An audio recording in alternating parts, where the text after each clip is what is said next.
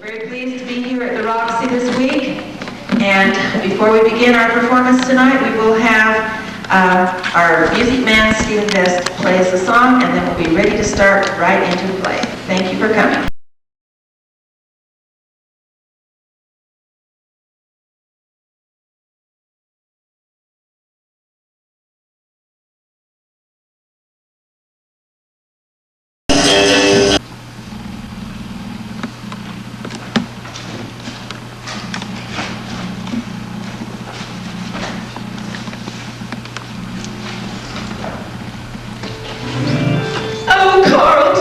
Carlton, why didn't you tell me?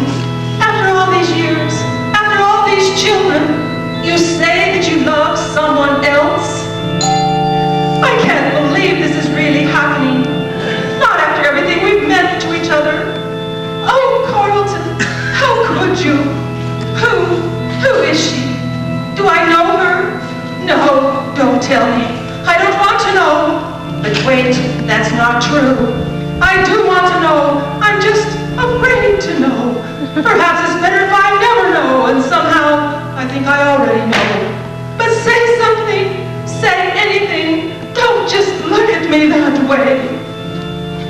We will return to our story after these messages.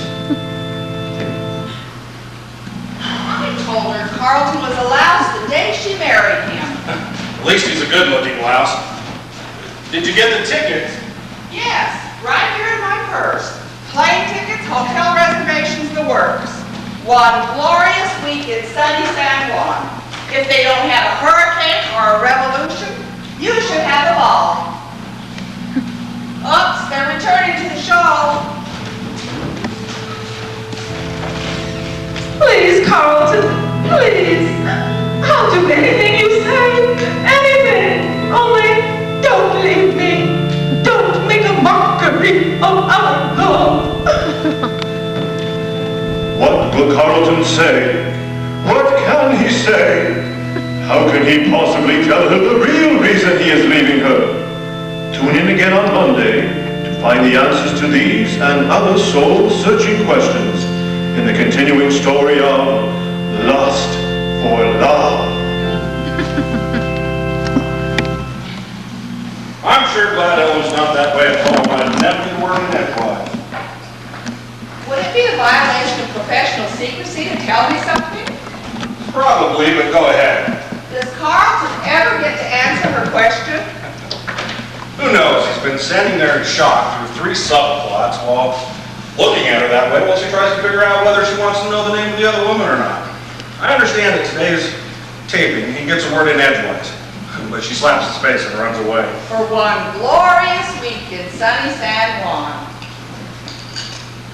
It was the only way the writers could work it and give her all the next week off.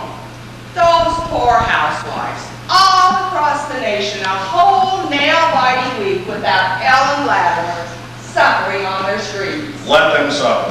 Ellen needs this vacation, and so do I. Is that the Post? Gladys, what's the matter? Duncan, you're a great pianist. The whole world thinks so. The audience gave you 3 encores last night. Gladys, let me see that paper. Honestly, you don't want to read it. I mean, what does the Post know? It's the mazurka, isn't it? The Chopin mazurka. Duncan, thousands of people worship you. What do you care what one little music reviewer thinks? Okay, read it.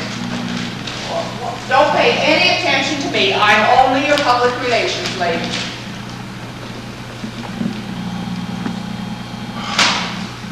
That's that, isn't it? Duncan, you're being silly. One little remark. Gladys, last night I played 9 very difficult classical selections, 8 of them without a single mistake. Did the Post mention the perfection of those 8? Oh, maybe I'm giving her credits. If you are, you could always get a job playing Stephen Foster on a Mississippi riverboat. Don't be stupid. Stephen Foster's tougher than Chopin. Everybody knows the notes. I'm going upstairs to get some clothes on. If you want to know the truth, it's the fault of that crummy piano. It's got 88 keys and gets tuned once a month. What's the matter with it? A Nash Rambler has 4 wheels. Should I trade it in for my Lincoln Continental? Are they still making Nash Rambler? Who cares? Nash does. Hello, Spanish consulate? No, you must have the wrong number. Oh, you're the Spanish consulate. Well, buenos dias. Hold it, hold it. That's all the Spanish I know. Try it in English. You're sending who? Sure, I'll write it down as soon as I find a pencil. But can't you tell me what it's all about? Mr. Latimer's very busy and he might not like to be disturbed. All right, okay, I'll tell him. Bye. There must be a pencil in here someplace. Gladys, I'm only glad to see you. Have you got $50? How glad would you be if I said no? One of these days you've got to unharden your heart and buy me some sort of a billfold. I keep mixing up my money with my Kleenex. Did you ever blow your nose on a 10 spot? Do you happen to have a pencil on you? I can't tell if those Spaniards are conjugating or answering verbs. What are you talking about? Search me. But San Juan doesn't belong to Spain anymore, so it can't be your passport. Thanks, Gladys. I'll pay you back first thing on Monday. Hold it. Won't be here first thing on Monday unless you're round-trip tickets on a non-stop plane. I forgot all of that, but I'm so flustered with rushing through the final taking and all. Oh, I swear. There are evil spirits in this building whose sole purpose it is to buzz the elevator away from our floor just when we want it. As long as you're stranded here, I have a couple of questions. Huh? The unimportant question is, what are you doing here during working hours? And the important question? Did you really leave Carly forever? Who cares about that silly show? Which question are you answering? Gladys, the reason I'm here during working hours is because we're wrapping up the taping session early. And I just found out the cast is throwing me a small bon voyage luncheon. So, naturally I have to pick up some snacks for everyone. And,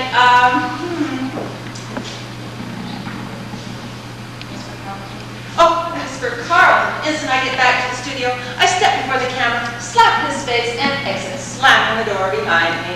What does Carlton do? Bends over and picks up his teeth. Ellen. Well, not really, but they fade away on the slammed door, actually. I thought picking up teeth would be true to life, but, well, the writers disagreed with me. That's the trouble with that show. No realism. Gladys, lust for love is true to life as people know it. You gotta be kidding. Arson, infidelity. Okay. Arson, infidelity, extramarital pregnancies, madness, murder, mysterious visitors, amnesia, embezzlement, and an occasional police visit, all in one happy family's lifetime. It is a lot to squeeze into a half-hour episode. And it's been hours since I had a terrifying phone call. Oh, was it from Mystique magazine? Gladys, I was only kidding. You don't mean to tell me you're expecting one, and please make this panic-stricken lady's final days happy and tell me no. Well, the other day there was this man that called up and he said that he was... Gladys, you did not Mystique magazine. They'll eat me alive. Have you forgotten what happened to Harvey Spoonbill? Who's Harvey Spoonbill? The Reverend Dr. Harvey Spoonbill was one of the kindliest old gentlemen on this planet. And then one day he agreed to let Mystique magazine send over a reporter. I don't think I want to hear this. Well, you're going to, Gladys. Before the first hour of that interview was completed, that reporter had unearthed the fact that Harvey's supposed wife and daughter were really a troupe of exotic dancers who had extorted their way into his house by threatening to expose his criminal record as a war profiteer. Oh, golly! Plus the fact that Harvey was actually a secret alcoholic whose spells and visions during prayer meetings were really a pathological form of the DTs. Oh, my! Plus the very interesting fact that the funds raised at those rallies, supposedly for the relief of overseas orphans, were actually going towards the construction of a mid-Manhattan gambling den. Oh, no! When last seen, Harvey was hopping a cattle boat for Argentina, one jump ahead of a raging mob. Oh, come on, Elevator, come on. Well, I'll give you that this magazine has its insidious side, but there's one thing you're overlooking, Ellen. And what is that? Harvey Spoonbill had a guilty secret. You don't. And even Mystique magazine can't dig up dirt when there isn't any dirt. Well, of course not. Oh, listen, I've got to get on my way. They're getting waiting for me down at the studio. Something you should know. Duncan bombed in the Post. Bad? Well, they didn't exactly say old potato fingers shoots down Chopin, but you know how sensitive he is. Oh, it was the Mazurka, wasn't it? You noticed. Who didn't? I thought his hand would never stop hovering over that next chord. Poor Donkey says a child of 3 could play that mazurka. A simple waltz beat with hardly any flats at all. That's why he uses it for its encores. By the end of the concert, he's too tired for his tough stuff. Oh, brother, don't say anything like that when the reporter shows up. Maybe I better call and cancel. No, it's too late for that. Can you imagine the headline that would cause? Is Ellen Latimer running scared? No, you said I'd see the reporter. Now I have to go through with it. Well, Ellen, if it's too much, it's strange. Don't worry, I'll manage somehow.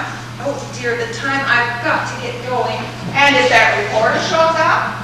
Well, I guess you better not send him away, but for heaven's sakes, don't let Dunk know what he wants until he feels better about that mazurka.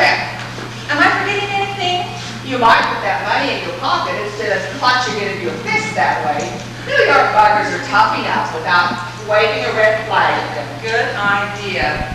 Oh, the tickets and reservations, did you? Yes, your husband has them safely in his hand when he went upstairs to dress. You're perfectly safe if he doesn't take a shower. Oh, hi, darling. Ellen? You didn't take a shower just now. No. Good. Bye, darling. Gladys? No. No, what? No, I won't tell you what your wife meant by that. You're gonna leave me here stuck with the strange notion that my wife just walked out on me because I need a shower? That's more exciting than the truth. Oh, Gladys, if it's not prying into your personal affairs, why are you headed for the master bedroom? Don't you remember I'm your house guest for the next few days? You know, answer the telephone, fight off burglars, respond to fan mail, while you and Ellen are in sunny San Juan. That's right. Okay, carry on.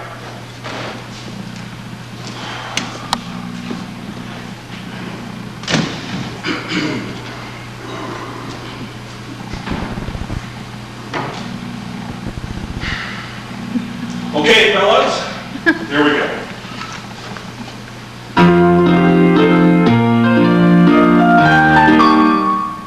Oh boy. Listen, fun is fun. Now let's get down to business.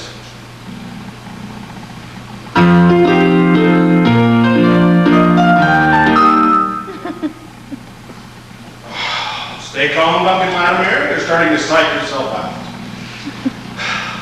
Okay, fellas, that was just a warm-up. Now let's get that mazurka.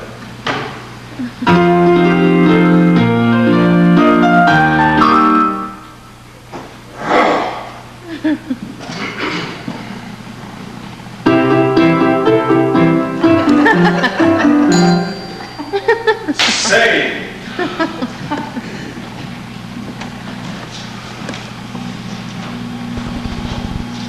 Bill Rutledge. Don't you old son of a gun! Hey. What the heck are you doing in New York? I'm between planes. I got a 2-day layover in town before I fly to Europe to rejoin my ship. Son of a gun, let me get a good look at you. Bill, I swear you haven't changed the date since. How long's it been anyhow? It's got to be at least 5 years now. Maybe it just hasn't been the same without you. Don't think the government's not grateful. Where are you staying? Here? You're kidding me. Well, you keep writing if I ever hit town. When did I write that? 5 years ago. You have to believe everything I say? Give me that, I'll put it in the maid room. What if I'm not her type? All large New York apartments come with a maid room. Don't ask me why. If I had to pay a maid, I couldn't keep the apartment. Makes a terrific guest room though. Small and cramped. Hey, what's in the package? A sort of belated wedding present for your wife. Bill, you should have. Where's mine? It's a double duty gift. She gets the present, you get the fun. What'd you get her, 7 bales? I wish I'd thought of that. Actually, it's a cookbook. For my wife? She doesn't need one? I don't think she's ever seen one. She come with a learner's permit. You mean she can't cook? Actually, I don't know. I've never asked her. What do you people eat? Ouch. Well, she can make sandwiches, pour milk on cold cereals, but I'm not even sure she could boil an egg. Anything more complicated than that, I take it. You? Don't sound so surprised. We have a little terrace, and in nicer weather, I do the steak charring bit on our grill. You gotta watch it, though. When the winds blow from the east, you can be blown right over the rim. Seriously, though, thanks a lot. Maybe one of the illustrations will catch your eye. We'll start a whole new lifestyle. I'll leave this on our dresser and see what develops. Better not. Gladys is up there right now. Who's Gladys? Gladys, our PR gal, keeps our name in the public eye and our private life out of it. Babysitting the apartment while we take a belated honeymoon from Puerto Rico. You're leaving me here with Gladys? We don't leave till Sunday. That's a relief. Well, come on. I'll give you the tour of the premises. Oh, wait a second. I almost forgot. Can I use your phone? Be my guest. I'll make you some drinks.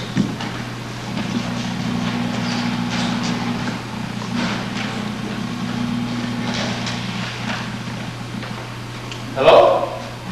Who's this? Oh, well then, hi Marge. How did I get a hold of you? Oh yes, I remember seeing you when I came through the lobby. I see. If I don't dial right away, you come on the line. I'll keep that in mind in case I ever get lonesome. Yeah, nice talking to you too. Bye.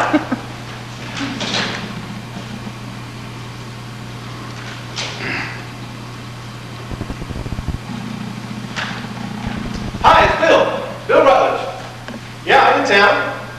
I thought maybe you and I could go out to dinner tonight, take in a show and... Oh, you have? Anybody I know? Uh-huh. Well, how about tomorrow night? I'm in till Sunday and... Oh, sure. Sure, I understand. You can't let the rest of the team down. Why did you take up bowling anyhow? Uh-huh. Okay, sure. Yeah, I'm sorry too. Maybe next trip. Take care. Hey, don't let it get you down, buddy. What the heck? This is your hometown. Take this opportunity to go visit your mother. That was my mother. See, well, I never date anyone when I'm in New York. Bill, you're kidding me. This is New York City, super date capital of the world. You're a sailor. I know. But Doug, there was this girl here in New York. Kind of special girl. Well, it just didn't work out. So I don't know, New York has too many memories or something. I've just never been able to have a good time with anyone else in this town. Bill, I had no idea what happened. Well, see, when I met Rosie, that was her name, Rosie, I didn't know she was going to become something special. So, like a short-sighted idiot, I used the old Sam Coleman routine. We all use the Sam Coleman routine. It always seemed like a good bid to give the name of the ship's Chapman instead of our own. Boy, he sure got some crazy correspondence. I remember. The thing is, Rosie had one thing she prized. That was integrity. Total honesty between a man and a woman. By the time I knew I was nuts about her, I didn't dare give her my real name. How could I tell her I'd been deceiving her all those weeks? Bill, I had no idea. Whatever happened? I don't know. I guess she's still picking up garbage. You're not that bad. She was a city garbage collector. I was coming home from a party early one morning. She was trying to heft a large trash bag full of watermelon rinds. I offered to help. One thing led to another, and... Say, where's that drink? Oh, I forgot. We had a celebration here last night in honor of my opening concert. My booze supply is zilch. But don't worry, there's a little liquor store on the corner, and this early in the day, the muggers aren't out in force, so I should be back alive. This sure is a swell penthouse. Oh, it's not all it's cracked up to be, but for instance, catch your eyes on that crummy piano. I'm a concert pianist, and I really should have a concert grand. Of course you should. Why don't you just buy one? I did one. And on the way home, there was this pickpocket? No. I still have it. It's in a warehouse on 11th Avenue. My $30,000 Steinway, pining away in a large dusty room under a canvas cover. I get visitation rights on Sunday. I don't get it. Why don't you just have it hauled up here? In that dangling telephone booth, it was all we could do to squeeze in that crummy piano. Well, I still don't get it. Why not just move to a place with larger elevators? Well, this place is just a 10-minute walk from my wife's studio, and I'm hardly ever here anyhow. Yeah, but a piano is so important to you. Not as important as my wife. And if you tell her I said that, I'll personally fling you over the railing of my terrace. Where the devil is that elevator? It is slow, isn't it? But why shouldn't I tell your wife she's more important than your piano? Women enjoy having something to be jealous about. Well, her career means more to her than I do, so I pretend I feel the same. Why? Your wife thinks more of her job than her husband? That's showbiz. I don't believe it. I wish I did. What went wrong? Actually, I don't know what went wrong. Neither does she. We just drifted. She rehearses weekends and nights and spends Monday through Friday in the studio taping her show. I tour the concert hall. More often than not, we barely see each other. We're counting a lot on this upcoming vacation, negative though. Not again. Finally, make yourself comfortable and I'll be back in jiffy with the fire.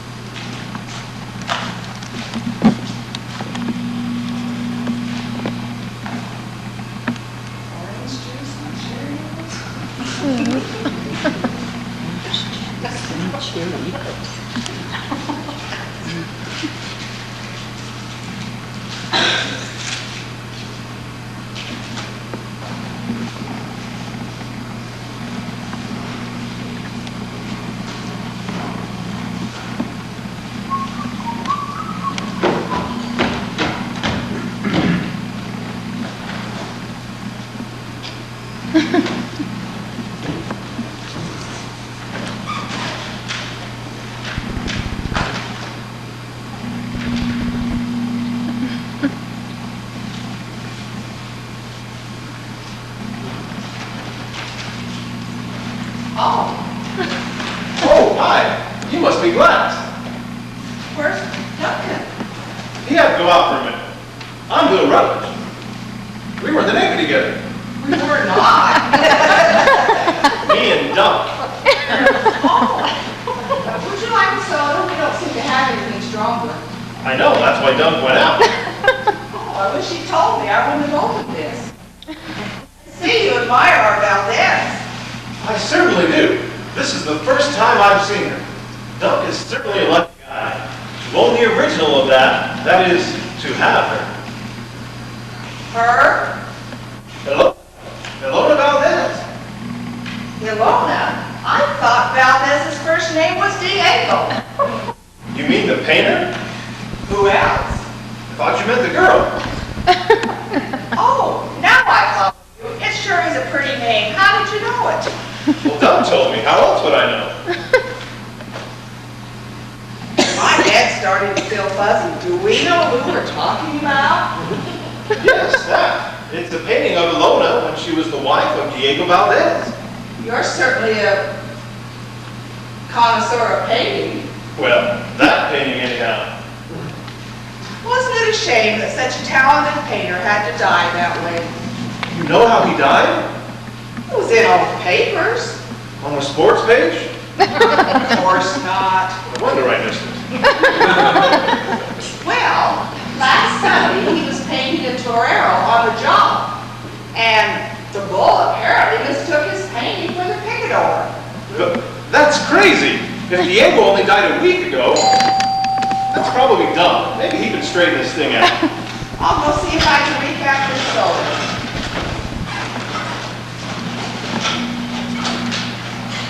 Thanks, buddy. Wasn't sure how I was going to get my key out of my pocket. Say, Dunk, would you solve a small mystery? Sure. Exactly when did Diego Valdez die? Die? Bill, he's not dead. He can't be dead. Mustn't be dead. It was in all the papers. In the music section? Of course not. No wonder I missed it. Dunk, what's the matter? All I said was when Gladys told me about... Bill, for the love of heaven, we haven't been talking to Gladys about Diego Valdez and Ilona. Why shouldn't I be talking about Ilona?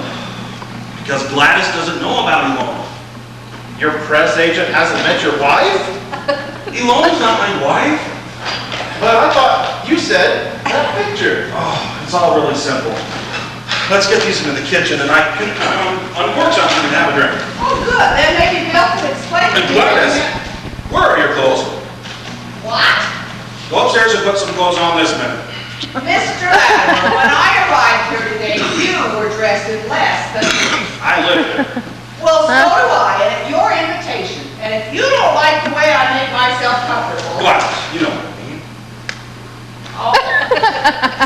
Okay, it's stupid, but I'll go put on a dress.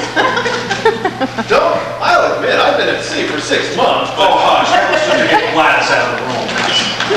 Why can't Gladys be in the room? Because my wife's name is Ellen.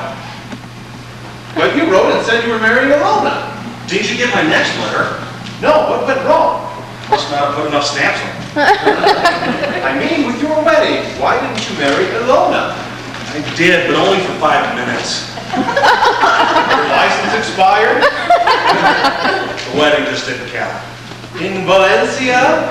I thought nice Catholics made unbreakable vows. Sure, but they don't count if your bride's husband shows up in the reception. Diego Valdez wasn't dead? But you said Ilona was a widow. She only thought she was. Such a silly story. Let's get these in the kitchen to make those drinks, and I'll explain the whole thing.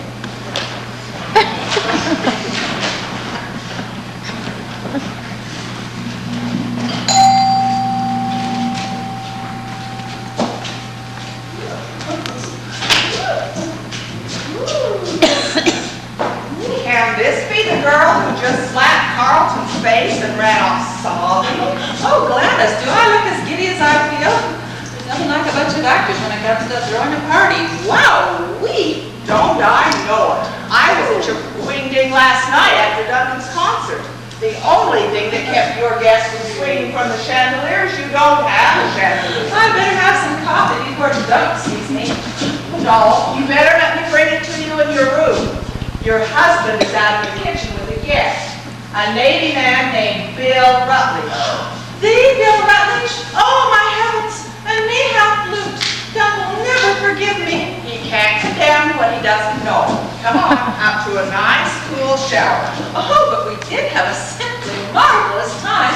A real bon voyage bash. Where did you go? The BFW Hall over on Broadway. You know, the Veterans Club. I danced and danced and danced. At this time of day? Well, I can hardly say no to a veteran. How did you know the man was a veteran? He danced with a limp. Never mind worrying about meeting Bill. How do you think a line like that would look in Mystique magazine?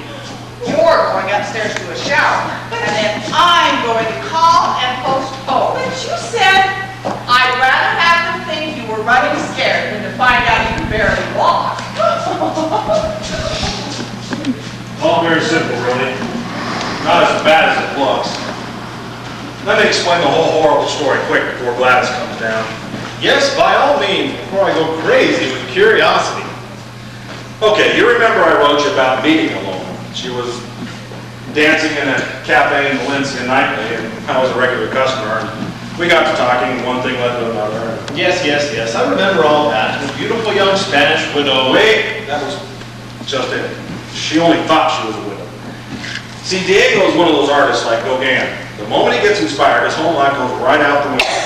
He packs a mule with paints and canvases and takes off for months at a time, sketching the scenery, wildlife, and anything else he wanted to buy. Well, this one trip, he doesn't come back for 4 months. A long time, even for Diego. So finally, they sent a searching party to find him. When they found his mule wandering loose, and his easel and canvas abandoned in the wilderness with a half-completed painting on it, well, there are wild animals, wolves, bears, and now and then mountain bandits. So after 3 more months of waiting, Ilona finally gave up hope, started wearing black and weeping in public. Didn't that kind of put a crimp in her cafe career? No, she just switched over to sad songs. I mean, the widow's weeds on stage. Customers go for color. Well, she wore a regular rainbow of petticoats under her black skirt. Yeah, but who would know that besides you? What are you talking about? Well, you were married to the girl, weren't you? Sure, for 5 minutes. Long enough to see her petticoats. That's not what I noticed. Ilona danced when she sang. You ever seen a Spanish dancer who didn't continually flash at least a dozen garish petticoats? Jose Greco? Come on, you're interrupting. I've got to finish before Gladys comes trotting downstairs. Why don't we go out and you can finish telling me everything safely in some nice quiet little hideaway? I can't go out. I've got to practice the piano. I thought your concerts kept you in practice. Then you didn't read this morning's Post. Now come on, let me get back to her. I was on vacation, somewhat of a sucker for flashy eyes and shapely legs, not to mention rainbow petticoats. Will you let me finish? While you're finishing your story, I could be finishing another drink. It's not a bad idea. Let's get it refilled. Gladys, I didn't see you come downstairs. I came down the outside stairs on the terrace. In November? I should have waited till spring. Remind me to buy her a charm bracelet with bells on it. Hang on. One thing I don't understand. How did you come by this portrait of Ilona? A gift from the husband of my bride. Diego felt guilty for showing up and spoiling our wedding. The painting was his way of apologizing for his lousy time. Thought it would help me get over her. Like giving a starving man a bowl of wax fruit? By the way, where was Diego all the time he was supposed to be dead? He said his mule threw him. He'd been wandering around the desert with amnesia. Amnesia? That's what Ilona said. However, the fact remained that whether his alibi was true or not, he was very much alive. The wedding just didn't count. So I left him there to find out the details of his long absence. Went back to the cafe where we met for a good cry in my soup, and sitting at the next table sat the star of TV's most durable soap opera, Lust for Love. She was arguing with the waiter over her bill. She didn't speak any Spanish or hardly any well. Don't tell me. I can guess. You stepped in with your linguistic know-how. You got them chatting after the rescue. There was the Spanish moon, the steel guitar. You got it. 1 week later, we were back in New York, and 3 weeks after that, we were married in St. Patrick's Cathedral. Love. It's wonderful.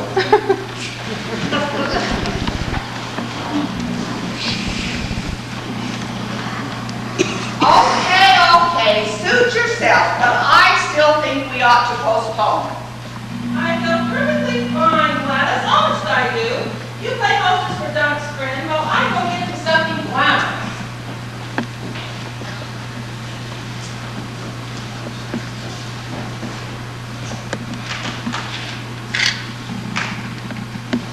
Well, that's the whole long, ghastly story, buddy. Now you know why I was so scared when I heard you've been talking to Gladys about Ilona. I sure do. Funny the way these things happen. Just left the church on your wedding day, and the next thing you know, you meet a lovely young woman who becomes the big love of your life. And of course, Ellen thinks the painting is just that and no more. A nice rendering of a beautiful Spanish dancer. If she ever found out about Ilona, I'd hate to think what might happen. Yeah, I can see the spot you're in. You can hardly get rid of the painting. Nobody gives up ownership of an original Valdez. Whew! You know something? This scotch is too good. You're right. Maybe we'll go out and eat a sandwich or something. This stuff works fast on an empty stomach. Well, what's the difference if a couple of buddies get a little loot? No difference for you, maybe, but I've got a concert tonight. Anyhow, the next thing that happens is I fall in love. With Ellen? Of course, with Ellen. I just want to keep the details clear. Of course. Anyhow, now's not a good time to tell her about Ilona. Naturally, it's not a good time at all. How could I possibly tell her? You cannot. Exactly. But then we get married. Congratulations. It's nothing. I know. At this point, it becomes even harder to tell her To tell her what? about my other bride. And I especially wouldn't want her to think I married her on the rebound. But you did marry her on the rebound. All the more reason. But why? When you explained to your wife, she would see that all between you and Ilona was over. But it was not over. How so now? There were the promises. What promises? Ilona's and mine. A gentleman does not leave his bride on the steps of the largest cathedral in Valencia without saying something. Ah, and what did you say? That I would wait for her. You did wait. 4 weeks.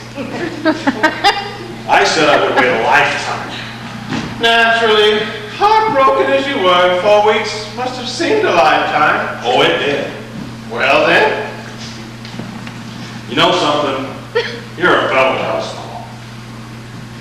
I'm more than a fell sweller. I'm a thirsty swell. Hello.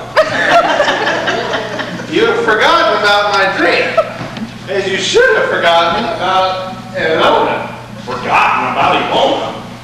She's all I can think about every time I pass this painting. Can a man ever forget a face like that? You are right. She's memorably unforgettable. How often do you write to her? Write to her? What kind of crazy do you think I am? Every night on my knees, I pray that Diego Valdez lives to be 99 years old and Ilona with him. Maybe by then she'll be too senile to remember where I live. And how old was Diego when the bull took him out? Bull, you're not making comprehensible conversation. All I know is now's not the psychological moment to tell Ellen about Ilona. I must bide my time, probably for years, and then something. Yes, I will most certainly tell her. you are very brave. It's nothing. Right. How about another? Maybe I'd better go easy. Just make mine a double. Yeah, come on.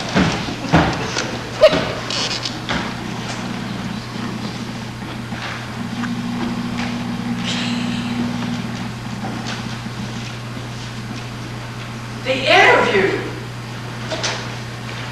Marge, quick, give him a seat magazine. This is an emergency. No, everything's fine here, but there was this reporter supposed to come up here today and, oh no. Thanks, Marge. Ellen, something awful's happened. Marge said she overheard someone asking the way to this apartment. What's the matter with you, Gladys? It's probably just that reporter. You're taking his arrival very calmly all of a sudden. Well, I have to see it next to your prearrangement, so I might as well be calm about it, right? Right. Except, Ellen, how well do you know your husband? Gladys, what are you saying? It's all my fault. I'll take the blame. Let me send the reporter away. I'll tell him it was a mistake about the date or the time or that you were too busy. What's your fault? Gladys, what did you mean about dumb?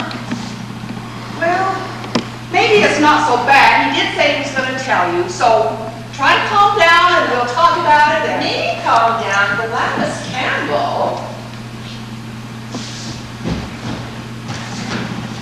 There you are, Ellen. Wow, you ever look terrific. Oh, thank you. I wanted to make a good first impression on Bill. Where is he? On the terrace. Needed a little air. But he got you a belated wedding present. Oh, how nice of him. Gladys, I'm sorry. What were you saying when Doc came in? Nothing at all. But you said that... No, I didn't. I'm going to go see how Bill's doing on the terrace. Why, Doug, how unusual. It's a Spanish cook. What's so unusual about that? It's in Spanish. Yes. But there's a very good reason why.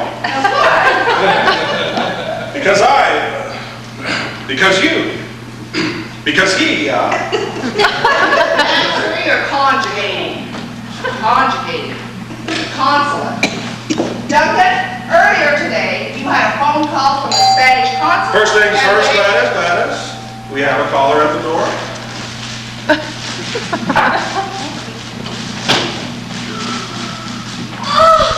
¿Qué casa? This is a reporter. Oh, lovely cookie.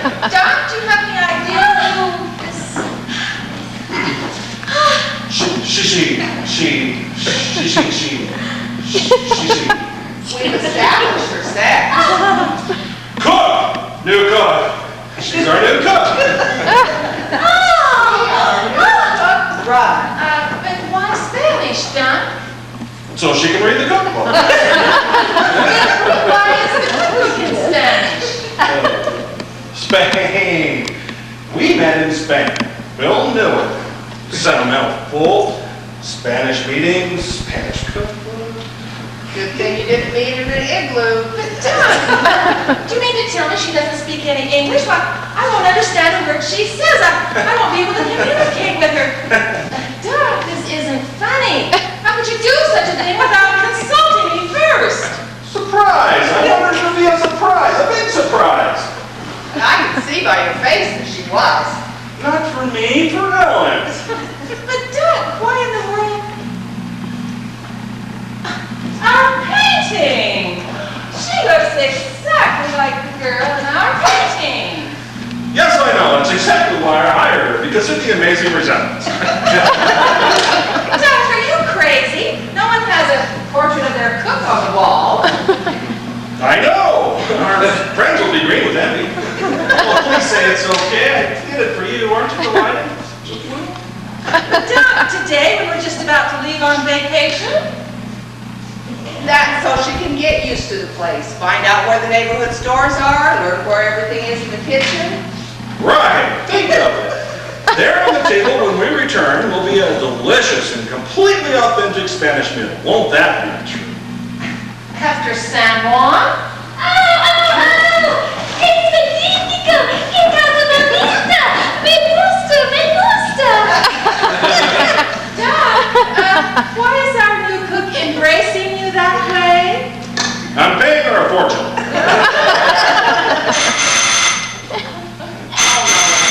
Not now, oh please, not now. Oh, Gladys, who is it now? Hello. Thanks, Mark. The reporter from Mystique Magazine, he's on his way out now. He's heard about the mazurka. Quick, help me hide the piano. Doug, you are three sheets to the wind. Forget the silly piano and explain this woman. I tell you, she's nothing but our new cook. Hand me that garbage. Rosie! Sam Coleman! What? The reporter. Ellen, do you remember earlier today when you said that your soap opera wasn't true to life? Yes? Well, you can send me to bed without my stuff.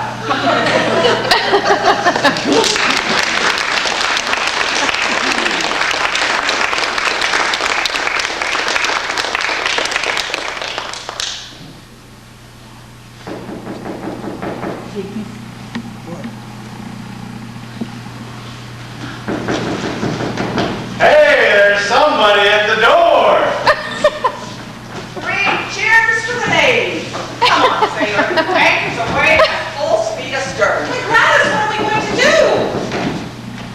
I'll take him upstairs. Duncan, you get Miss Jalapeno hidden in the maid's room. Ellen, count to 10 before you let the man in to let us get clear. Got it? But I want to talk to Rosie. You can help her take out the garbage. Signe, cruces, et repart. Sí, Duncan. Duncan? It's my name, isn't it? Andre Franco.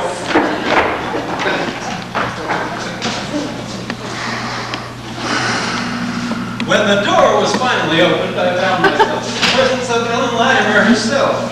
There was no sign of the person or persons whose muffled voices and thundering footfalls I had heard a moment before. Miss Latimer seemed startled, distraught, and because of the smile I detected something of a strain. Hi there, I'm Bart Madden of Mystique Magazine. I said, wondering why she needed to support herself on the piano at this hour of the day. Could be symbolic, I wondered, of the fact that much of her support came from the labors of her concert pianist husband. How do you do? She said, her voice unnatural and high with tension. So you'd stop poking that microphone into my face. Delete that last line. Really, Miss Latimer, you're not supposed to mention the microphone. My secretary transcribes these tapes verbatim, and it's supposed to sound as if I wrote it all down after the fact. Well, why don't you? Because first impressions are best, and I might not remember all the specifics later. Now, let's get back to the interview, shall we? I can't help but wonder, Miss Latimer, what all the ruckus was as I waited to be admitted. What ruckus? I'm afraid I don't understand. I wasn't so sure she didn't understand, but obviously there was one bit of truth to her statement. She was afraid. Don't be ridiculous. She said, when I questioned her uneasy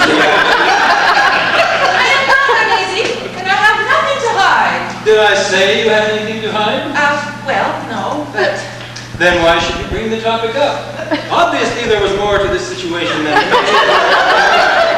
I determined to go a bit further. No, Mr. Madden, what are you doing? Stop! Oh, you torn my dress!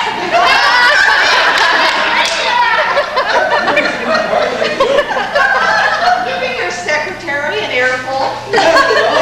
Now I'll have to run the tape back and erase it myself. Who in blazes are you, anyway?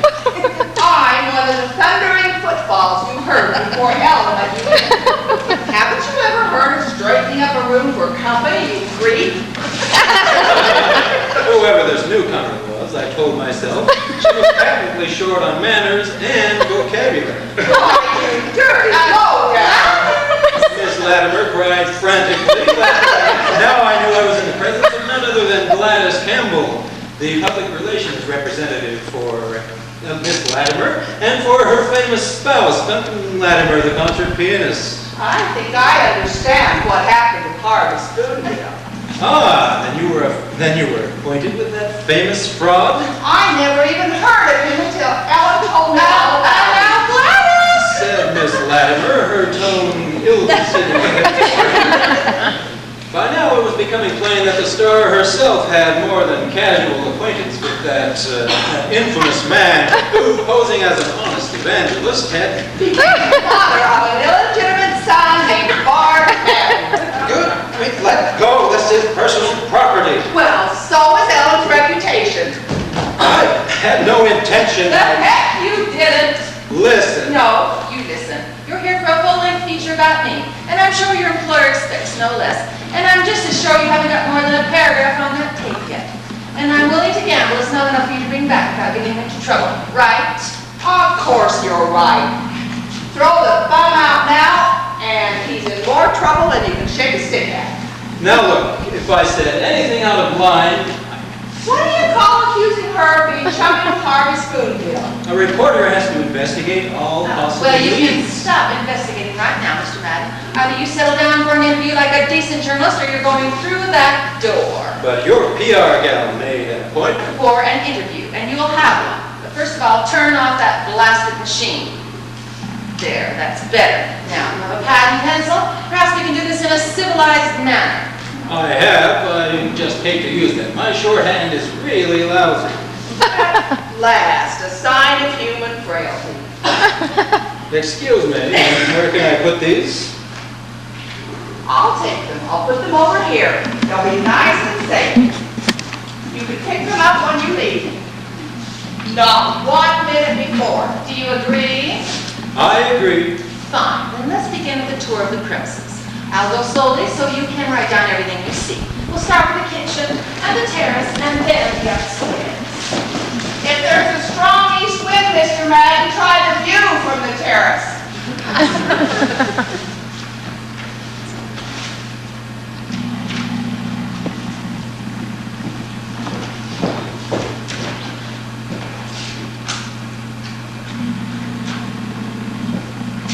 Come along, Mr. Madden.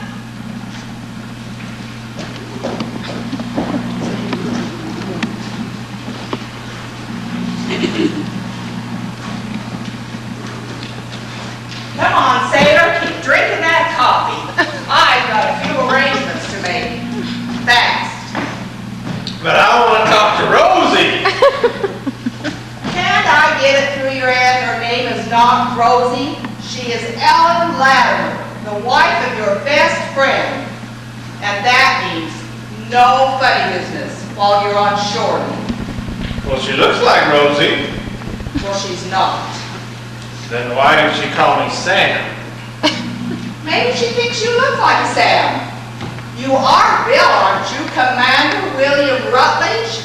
Well, I am on the ship, of course, but on shore leave, Oh, I think I get the idea. But none of your shenanigans while you're a guest in this apartment. You understand? You are Bill, and Ellen is Ellen. Got it? Who is this Rosie, anyway? Rosie O'Reilly, garbage collector I used to know. Wonderful girl. Think Ellen Latimer looks like a garbage collector? Of course not. On Yeah, neither did Rosie. Say, what are you doing anyway? Well, I figure being you can hardly hold your head up or talk straight, a chessboard will make a great disguise. You can lean over it with your head on your hands and not say a word, and it won't look funny. It's not much of a plan, but I didn't have much time to think one out. There. You start leaning. I'll go see how you best with that hot tamale in the maid's room.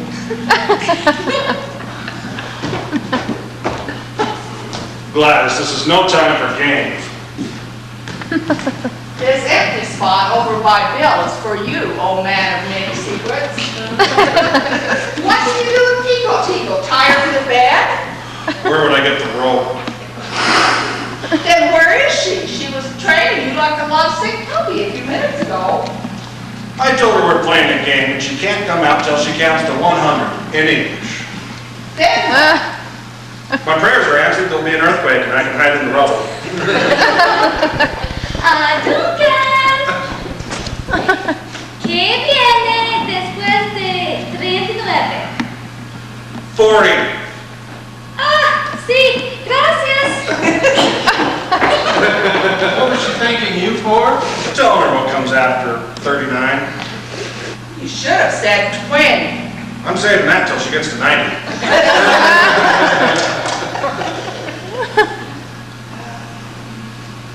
Duncan, I have a confession to make. Reporter's gonna think he's found the promised land. He's wrong, it's the last days of Pompeii. Oh, what confession, Gladys? I eavesdropped on you and Bill. I know that you met Ilona the day you married Ellen. No, Gladys, can't you get anything right? I met Ellen the day I married Ilona. What? Duncan, you and that jolly jumpy bean are man and wife? For Pete's sake, of course not. Keep your voice down. Then you didn't marry her? Well, sort of. Sort of. How in the world do you get sort of married? Well, they went through the ceremony all right. Right, but Diego recovered from his amnesia. So when Luke went back to the cafe, Hold it. Who, Diego? What cafe? I hear them coming. Better save it.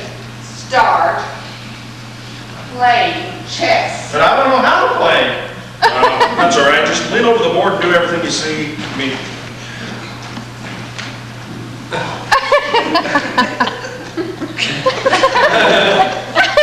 You idiot, not everything. Just the moves of the game. They're coming.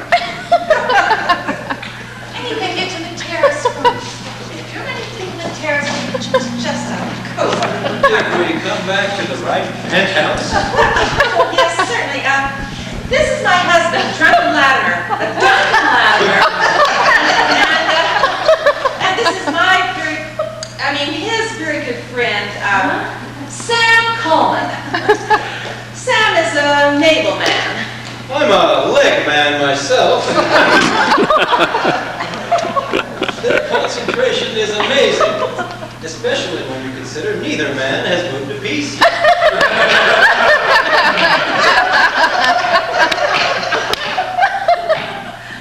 Very interesting.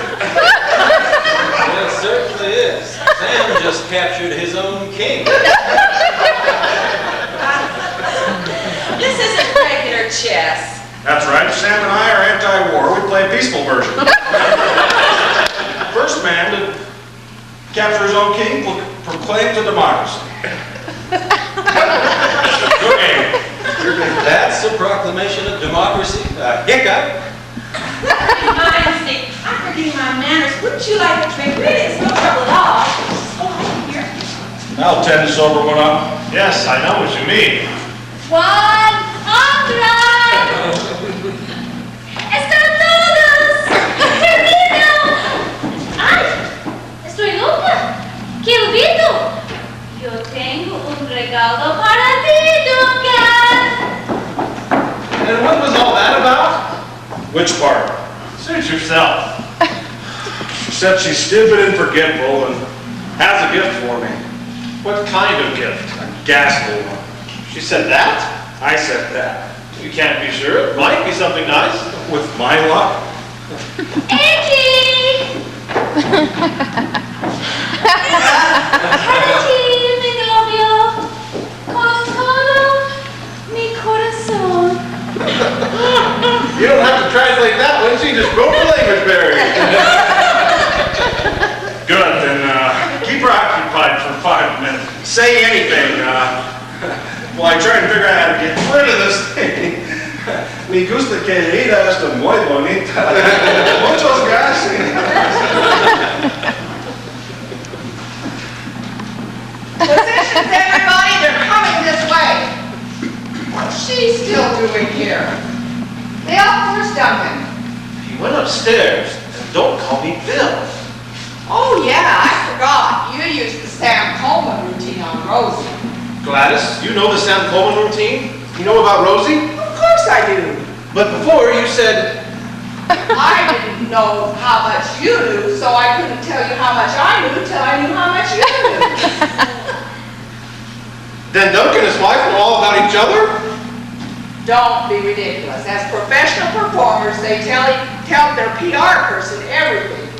As a typical husband and wife, they don't tell each other anything. Kay? Who the heck is Kay? That's Spanish. She wants to know what is happening around here. Join the club. I sure wish Duncan would have let me in on her, the louse. Her, the louse?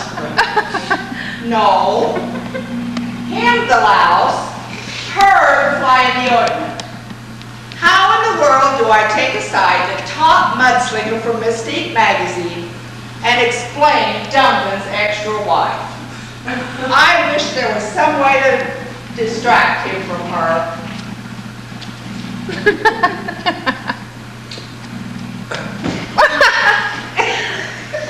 How about that? ¡Mi regalo!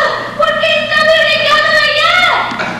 Good Brady. Ah, No, I don't want to know. But I've got to know. Hold it. I do know that monogram is worth 10,000 words.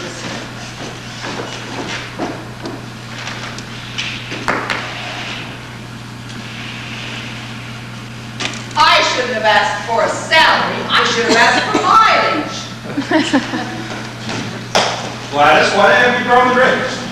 It's cozier this way. Duncan, yo no comprendo. ¿Qué pasa?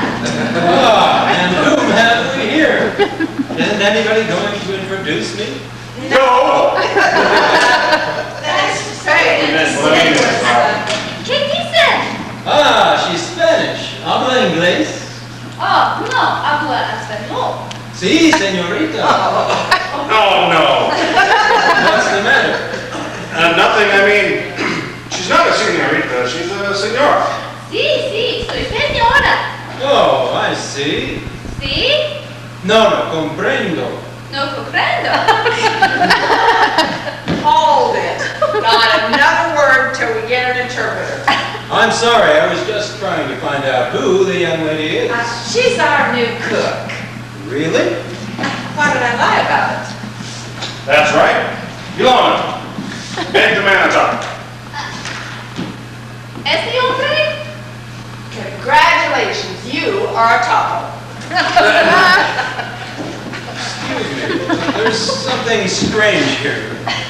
She looks familiar. That face, I know. The painting, of course. That's where I saw that face. Nonsense. You're imagining things. I couldn't be mistaken, but why would you have a portrait of your cook on the wall? It was cheaper than raising her pay. Raising her pay? Isn't she a new cook? She is, but she's very greedy. Still, good cooks are hard to get. So we gave it to Ernie Mans. That's right. You know how hard it is to hold a good sermon. I mean, keep a woman. I needed help. Not as bad as you do. Hey, buddy, how about another game? see the board in this twilight zone. Yes, why is it so dim in here? Night maneuvers. Duncan, ¿qué pasa? Yo no entiendo. She calls him by his first name? It was in her contract, right, Don? Isn't she sure? Well, she doesn't speak any Spanish, so. Then how do you communicate with her? I gave her a Spanish cookbook. I thought that was from your Rutledge. She just misunderstood. Let's clear things up. No, no! The track is jammed. Right, you could have pulled the whole picture down on your head. Excuse me, but who is Bill Rutledge? First things first, let me clear up these jammed curtains. No.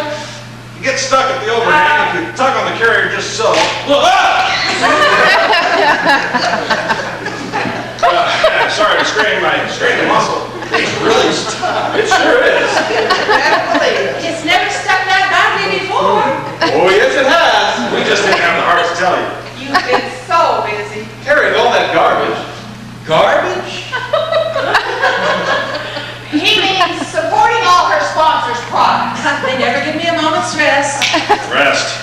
Dear girl, have you forgotten it's faster nap time? Nap time? It was part of her contract. Her picture on the wall. And the original in her cozy little bed. Every afternoon like clockwork. She must be one fabulous cook. And you should taste your chop suey. Listen, maybe we should continue on with our interview. Sam and Gladys can play chess or something. Great idea. There's nothing I like more than creating new democracies. Could you wait until I get the pieces straight? I'd like to take my opponents by surprise. Hey, enough of that. You've been shouting this and that. Why don't we go out on the terrace and... Won't that be kind of chilly?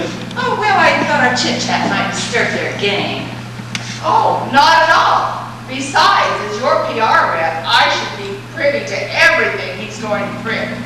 That's fine by me, but it is a little dingy in here to take notes. Oh, here, let me see if I can get this thing unjammed. I'm sure if I tug it just the right way.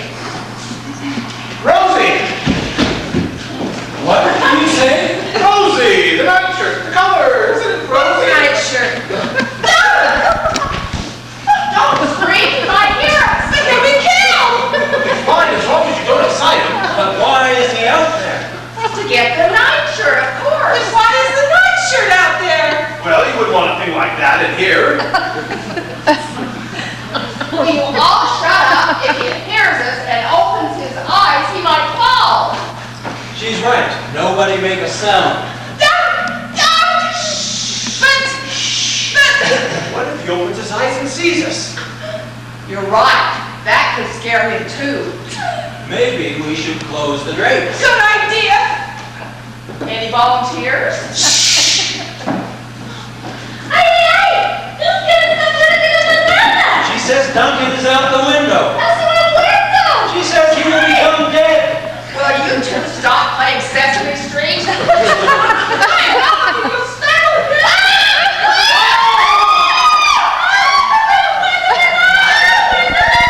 She can't look. She can't look. Cut that out. I'm going to look. I can't. I just can't. Sam, please, you look. Nothing bothers you. All right, I'll do it. Oh, no! Don't look!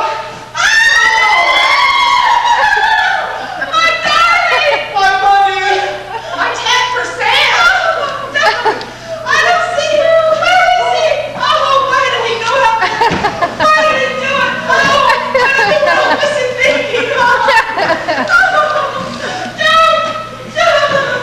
Hi there. You're alive! You're alive! Oh! What the heck were you doing out there, you butthead? Well, the nightshirt and the upstairs window must have been open and, well, it had to have gone. I tried to, you know how tough New York is on littering laws? I need a drink of water. I'll get it. You come sit down before you faint. Gladys, I've never fainted a day in my life. Excuse me, Mr. Latimer. I have a question about that nightshirt. You know, I did feel faint. Now just a minute. Oh, Now look what you've done. Why must you persecute him for your stupid story just because of this ridiculous nightshirt? What did you say your name was? Okay? See? Her name is Kay. Now let me take that nightshirt upstairs. That's not her name. That's Spanish for what? Why do I care what? I don't speak Spanish. Now, just give me that nightshirt. Wait a minute. I want to know who gave Dunk this nightshirt. I did. Yes. Both of you? It was very expensive. Monogram and all. So we split the cost. And just what is the meaning of the monogram? Tell him, Sam. Oh, yes. It's his old Navy nightshirt. He used to be a drill instructor. D.I. drill instructor. And the hearts with the arrow through them? He loved his work. excuse me. Dunk, where are you going? This morning I had 4 cups of coffee and heaven knows how many double scotches, and after what I just nearly had scared out of me on that ledge, you should be able to guess. You expect me to believe that? Oh, well, you know how temperamental artists are. Shall we get on with our interview, Mr. Madden? Excuse me, but there seems to be some discrepancy here. If that's Mr. Latimer's old Navy nightshirt, how come Sam and Gladys bought it for him? Nothing's too good for our boys overseas. Really, Mr. Madden, you have a terribly suspicious mind. Why, Duncan Latimer is one of the most loving and trustworthy men I've ever known in my life. Then why did you imply there was something between him and this woman? I didn't mean this woman. I meant that woman. What? Ellen, I hardly even shake hands with him.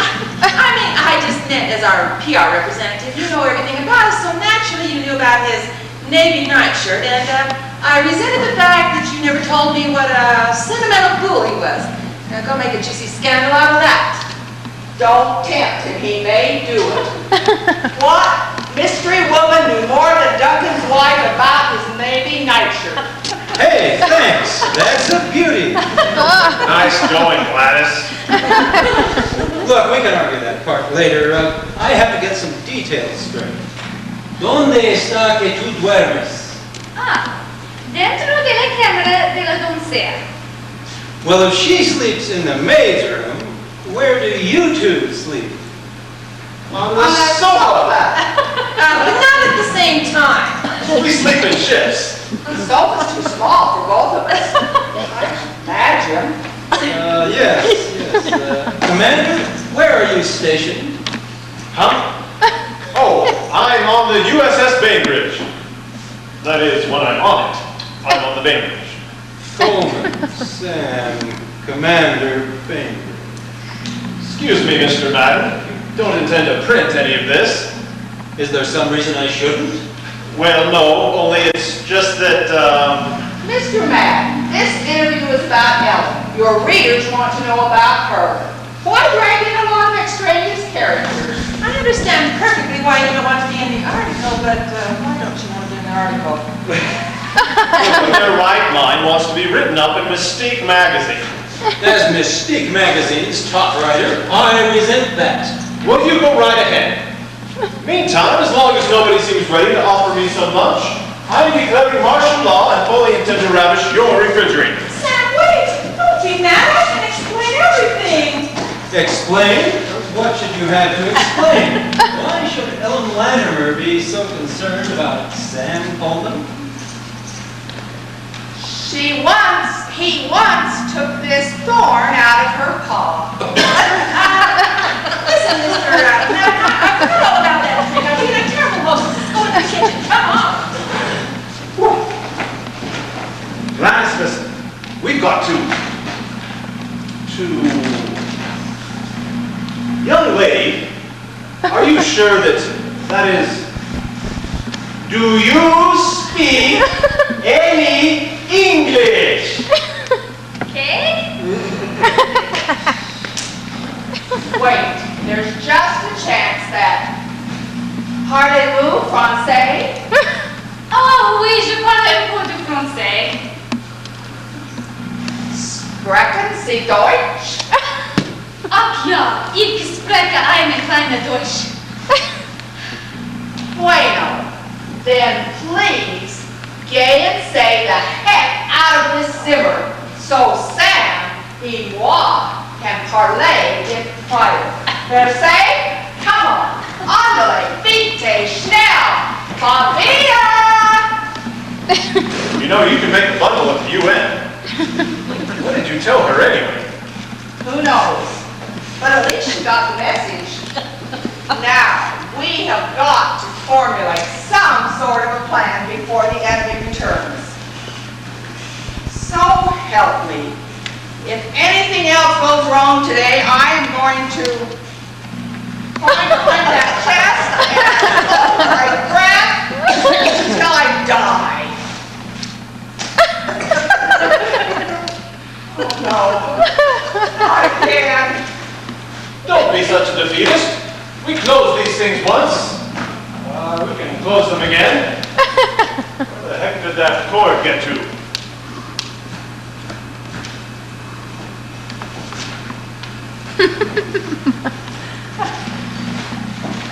Take your time with the drinks. I'm in no hurry. Then we'll have our little chat. There's more to this situation than meets the eye. And I think I may have a few of the answers there on magnetic tape. I do not like this business, Bart. When you brought me here today, you said... We've been over all that. A deal is a deal. I get what I want, and you get what you want. You know I never have agreed to this if you told me that Duncan had a wife. Fun is fun, but I never figured on messing up his marriage. Don't forget, you signed a contract with us. All I have to do is show it to the immigration authorities, and you'll be deported as an undesirable alien. Then just try to get U.S. citizenship. Ooh, io capiano, cuscino per il sucio. Oi. I'm glad I don't have to translate that. You know the plan. Just stick to it, or you can wave bye-bye to the land of the free.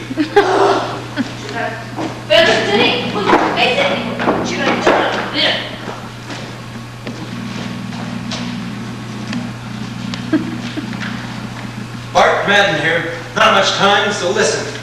Find out everything you can about an officer named Sam Coleman, assigned to the USS Cambridge, and another naval man, probably an officer too, named Bill Rutledge. Call me right back.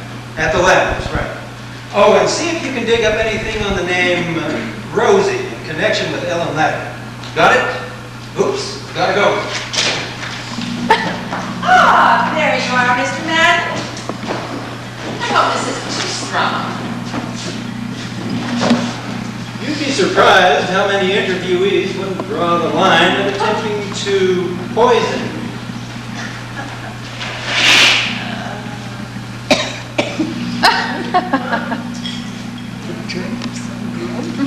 Well, a man can't be careful.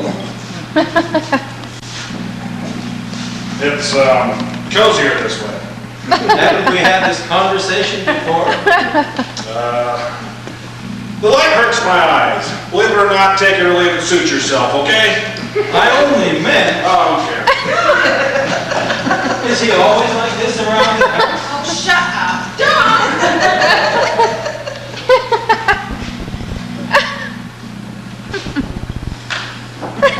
I don't like you either. You don't know how happy that makes me.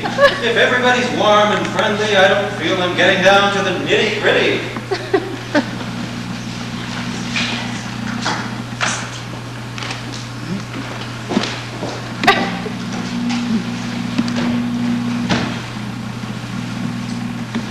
The man's insidious, and we've got to stop him. If he plays back everything we've been blabbing through that recorder... Never mind the recorder. I've got a plan. Never mind, Gladys, we've got to get that thing and destroy the tape. No, don't you see that's the worst possible thing we can do? If he discovers we want his tape, He'll know we have dangerous secrets here, and he'll never stop until he ferrets them out. But if we don't get the tape, he'll play it. And then he'll know all the secrets. Not all. There are still dozens more secrets he hasn't learned. Dozens? Good grief, I had no idea. I've no time to explain it now. I've got to get down to the lobby to talk to Marge. Why don't you just use the phone? Because he might come back any minute and hear us. Now your job, the instant I get back, is to take Bart Madden off somewhere by yourself so that I can talk to Ellen and Duncan. What? How? What can I tell him to lure him away? Take him upstairs and show him your tattoo. What makes you think I have a tattoo? All Navy men have tattoos. Oh, all right. I knew I could count on you. Now don't tell anybody I've gone. Okay, let's get this invasion of privacy over with. All souls bared, no holds barred. Behave, Duck. No, don't squabble, please. Not until I turn the machine on.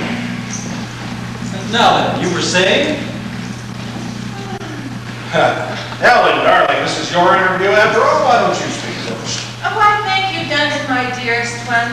And now, Mr. Madden, what was it exactly that you wished to know about our marriage? Our fabulous marriage.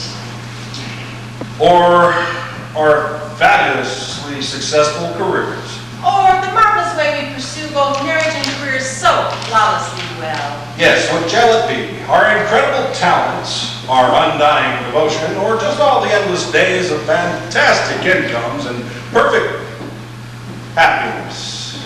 Is anything wrong? Nonsense. Nonsense. Of course not. What a silly question. Ah, look, here comes your cook. I couldn't eat a thing. Come on, let's get this stupid interview over with. Gotta practice the piano. And I have a million things to pack. Pack? Are you going someplace, Miss Latimer? No, she's not going someplace. We're going someplace. So get that stuff that presses gleam out of your eye. Duncan. Not now, for the love of Pete. Okay. No ahora para el amor de Pedro. Say, that burst of Spanish reminds me. Tell me about that portrait on the wall. Isn't that an original Valdez? Portrait? What portrait? Huh. Oh, that portrait.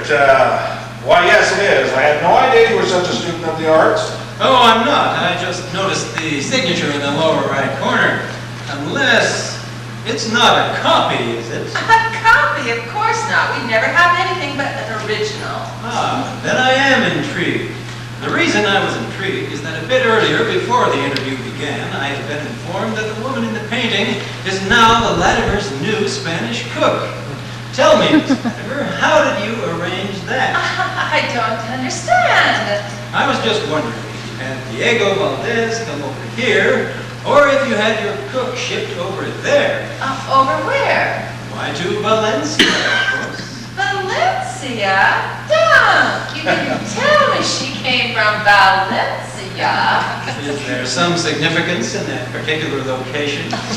Well, just by the craziest coincidence, that's where I met Ellen. Is that a fact? Of course it's a fact. Why shouldn't we have met there? I was just fascinated by the various coincidences. What coincidence? You met in Valencia. Your cook is from Valencia. The painter of the portrait on your wall is from Valencia. Don't stop there. If you want, I'll try it over the piano and play Valencia. So what? I'm surprised you haven't made anything of the fact we're just about to leave for San Juan while you're at it. Some people like rock and roll. We favor Espanol. Why are you talking in rhyme? Now listen. You lay off her. What's wrong with somebody having a mad passion for everything Spanish? Duncan. Almost everything. Duncan.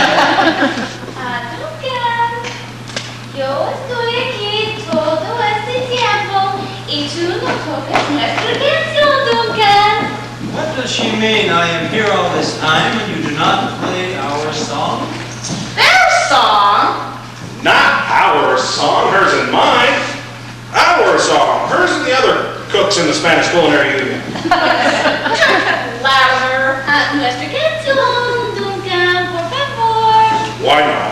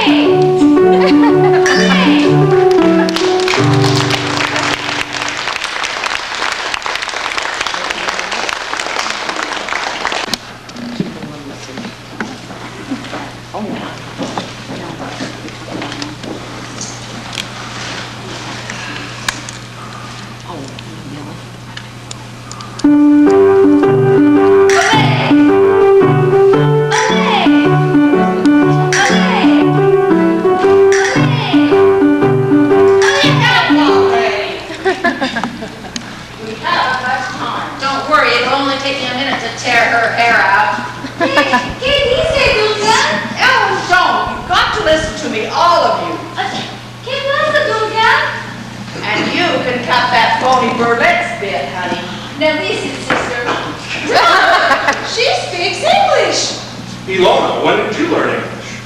In grammar school, if you must know. But when I knew you in Valencia, You two twinkle toes in Valencia? Later.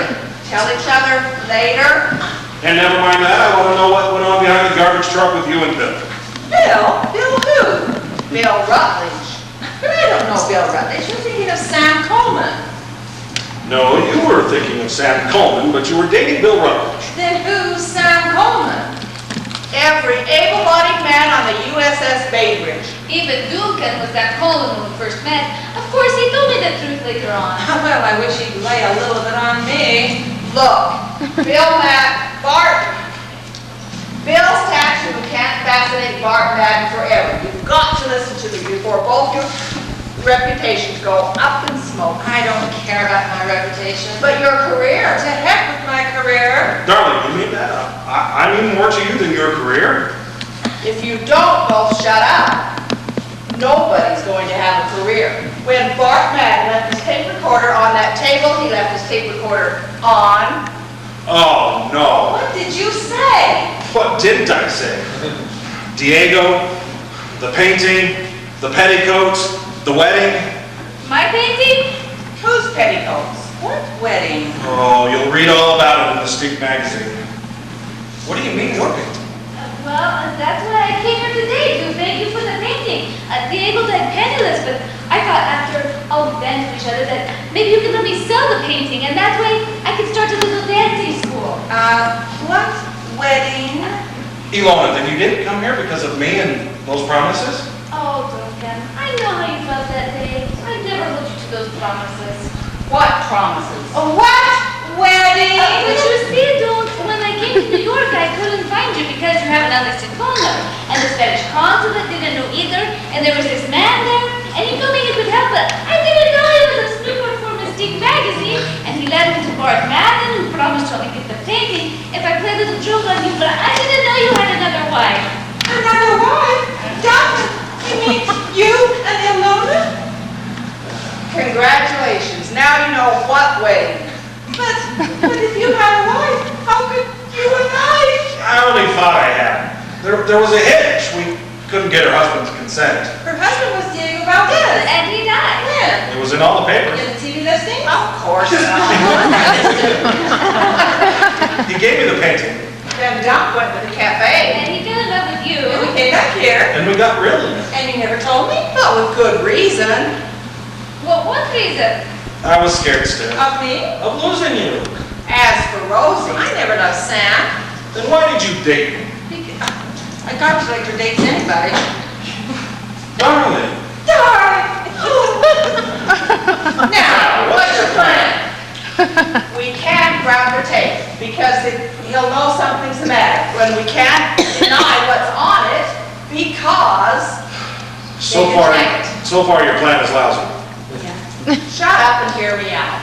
We could give the guy more information, more secrets, more scandals. But we don't have any more.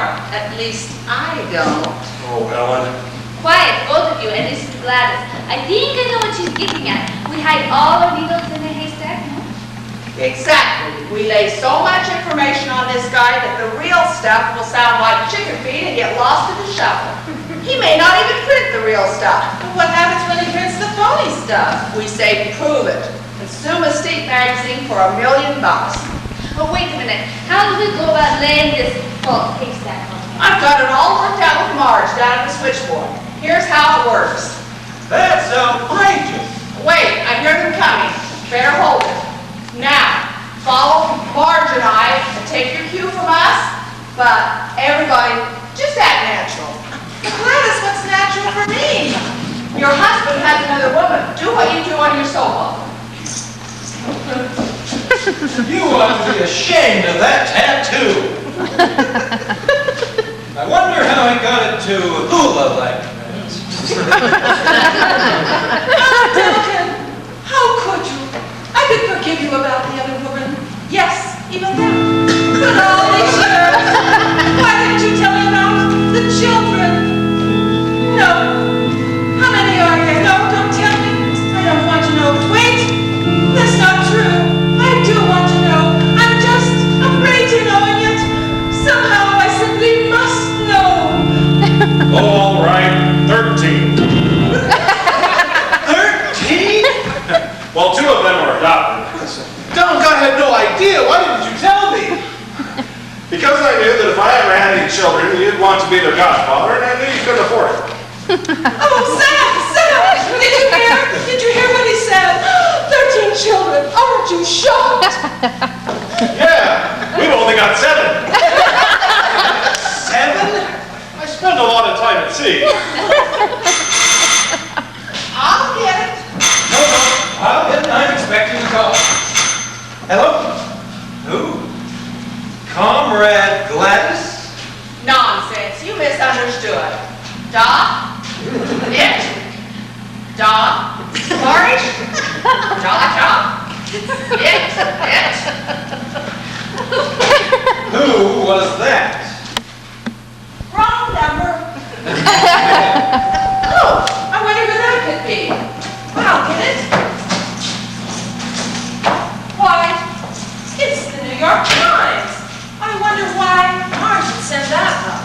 Because she knew none of us could leave to get it with our visitor here.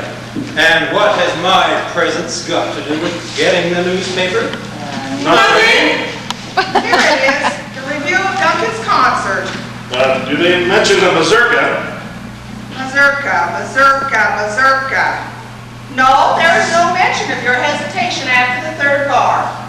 Yet the Post mentioned it very specifically.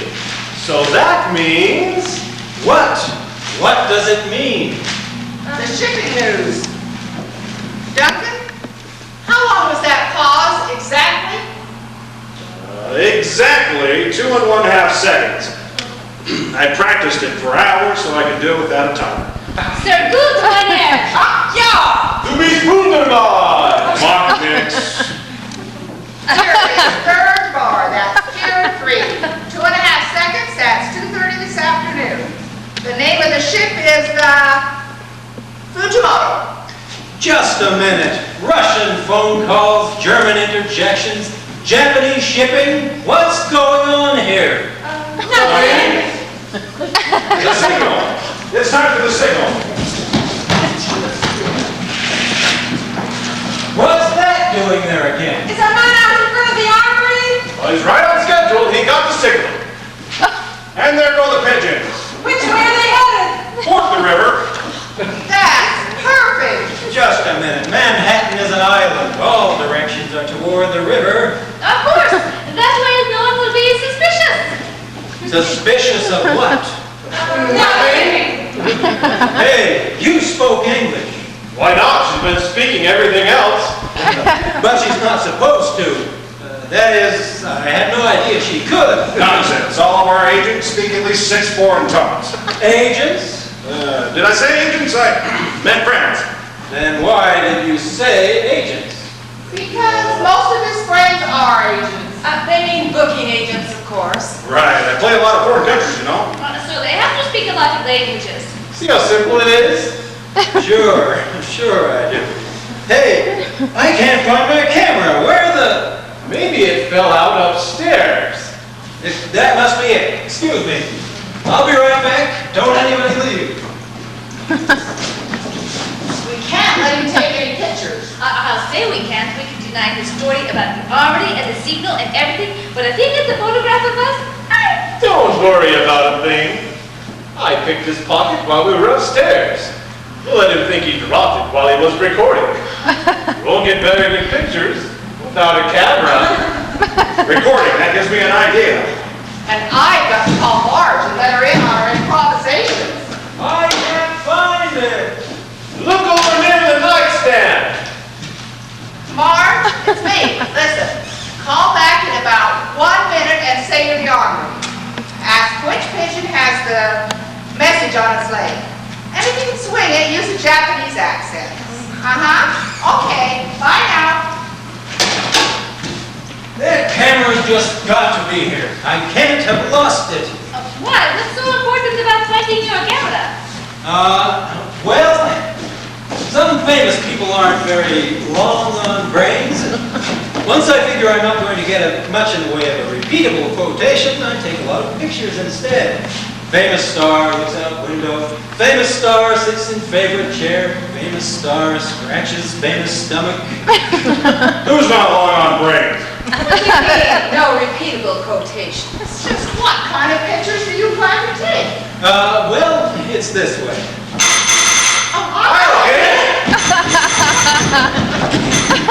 Hello? What? Who? Oh, it's you, Sally. Didn't recognize your voice. What information? I asked you for a good brief. I almost forgot. But never mind that now. Something bigger's come up. Oh, for Pete's sake, Sally, I know I put you to a lot of trouble, but okay, let's have it. Sam Colton is who? The chaplain? He can't be the chaplain. He's got 7 kids. What? Who? Rosie O'Reilly. And what's her connection with Ellen Ladder? But how could they lose her employment file? Out with the garbage? She would have wanted to go that way. Oh, never mind that now. What have you got on this Bill Rutledge? About 6 feet tall, quite good looking, healthy and athletic. Hey, what's the matter with him? Nothing. What? What? Who is this? What operator? You cut in on a very important call. The armory? Some lady with a Japanese accent calling from the armory next door? So take a message. Can I take a message? Which pigeon has the message on its leg? Boris has to know. Tell him it's the gray and black pigeon with the missing toenail. The gray and black one with the missing toenail. What am I doing? Hello? Hello?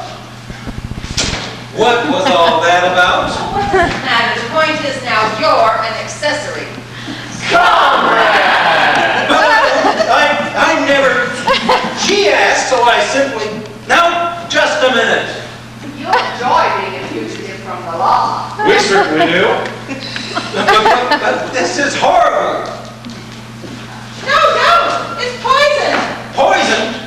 But you and I switched glasses. I made you switch. She knew you would. Why did you stop me? Because now you're one of us. What? You're crazy. You relayed the message to Boris. We'll all testify to that. And when the Fujimoto goes down, well... But I didn't know what I was doing. Okay. What? Hello? Listen, Sally. No, there's no time for that now. Call the Port Authority. Have have them search the piers for a ship called the Fujimoto, sailing at 2:30 today. Have them stop the ship and search it for a man named Boris. They'll know him by the gray and black picture. No, I have not gone crazy. Stop him. Stand back. Never mind how dopey it sounds, Sally. Just do it. Now we're going to get to the bottom of this thing. Do all magazine reporters carry artillery on the job? They do at Mystique magazine. If they want to get back to their typewriters alive. Now stand where you are, all of you, except for Alona. You get over there to that phone and call the police. And don't try any tricks. Why should I help you? Because the crime here is treason. As a non-citizen, you may get off with a simple deportation. These others are headed for a federal prison. Now move. But I don't want to be deported. I'm sick of singing in that stupid cafe. I want to settle down in America with the nice liberal dancing school. You should have thought of that before you hitched your wagon to a red star. Say, you really know how to turn a catchy phrase. Well, when you've been riding as long as I have. Hold it. Not another word out of any of you.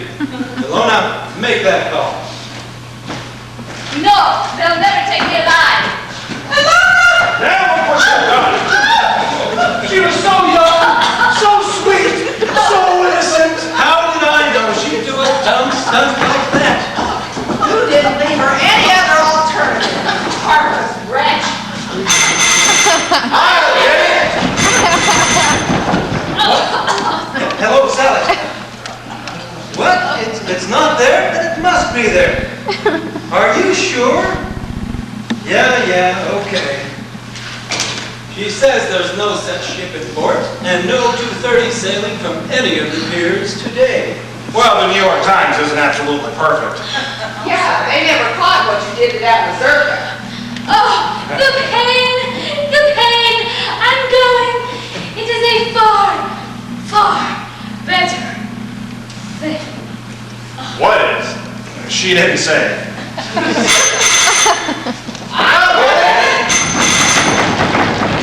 Hello, Sally.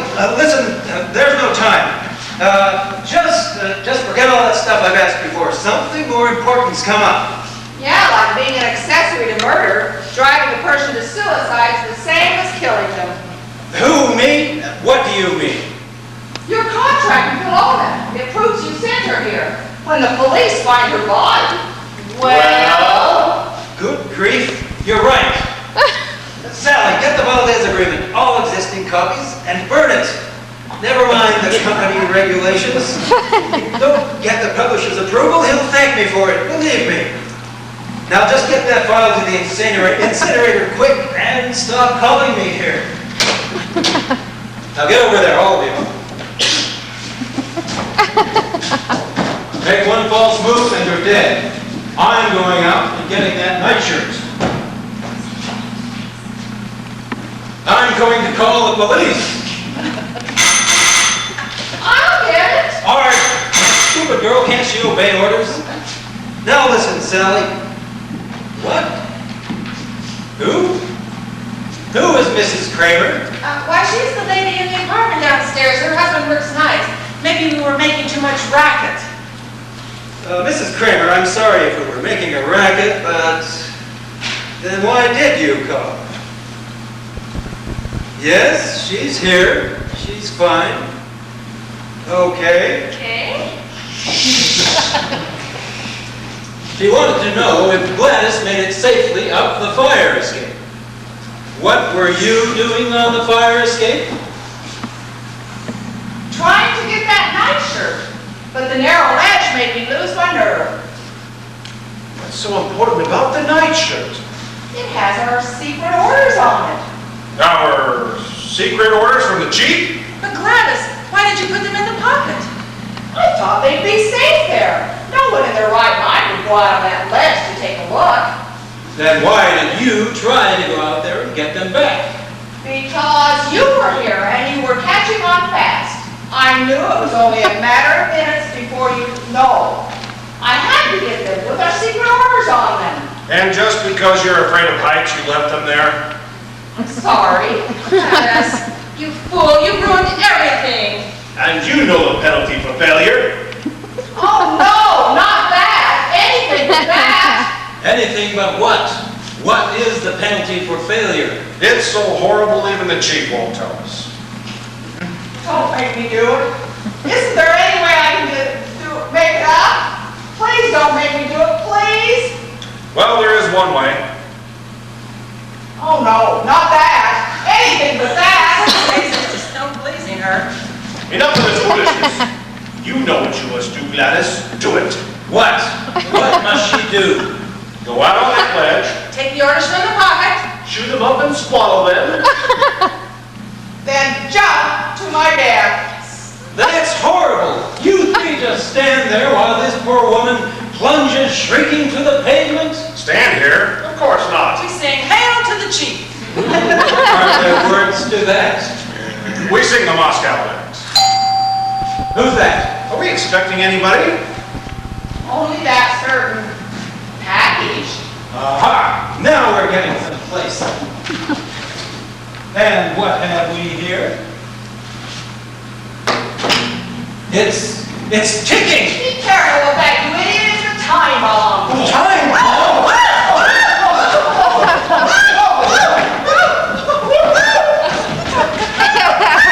For Carnegie Hall tonight at 47 minutes after 9 o'clock. But why? Why would you blow up Carnegie Hall? Because at 9:47, the President of the United States will be passing directly underneath Carnegie Hall on the 7th Avenue subway on his way to the Columbus Circle station. You fiends! You monsters! Thank heaven I showed up here today.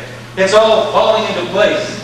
This traitorous scheme is something you cooked up in lieu of the Duncan Ladder concert at Carnegie Hall.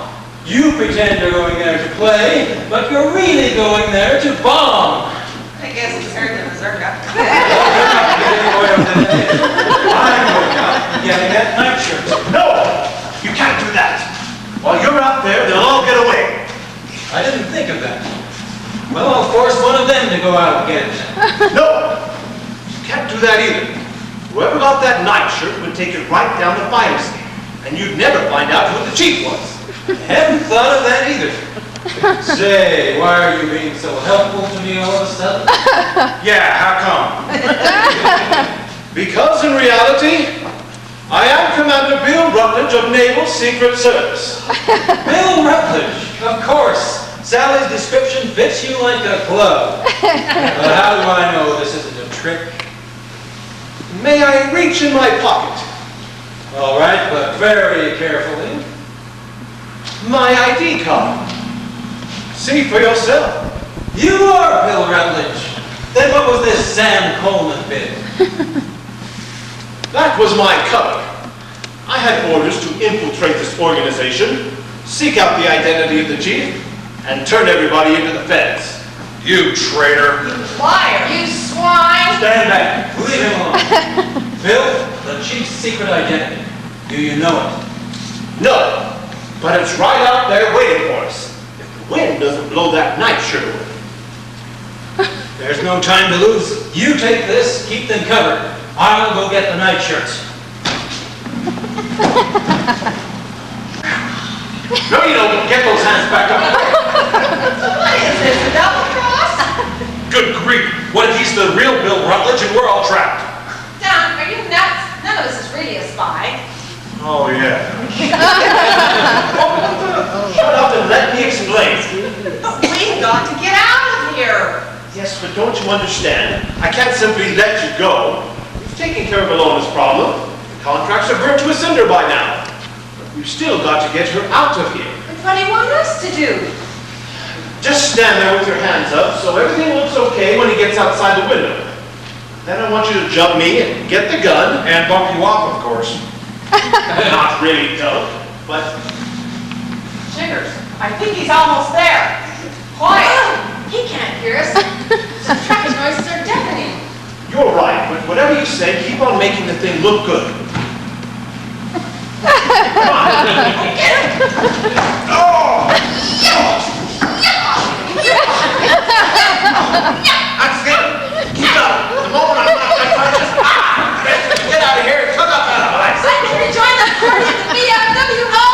I can get the manager at Carnegie Hall. I swear I've been there all afternoon practicing. I can go get mugged in Central Park. Perfect. Get out of here. I think he's coming. Blasted this elevator. But what about me? Lie down and stay dead. I've got it all worked out. He'll be here any second. What do we do? Follow me. Down, girl, down. Bill! Bill! Are you all right? I saw everything, those dirty cowards. Say something. Speak to me. I won't let them get away.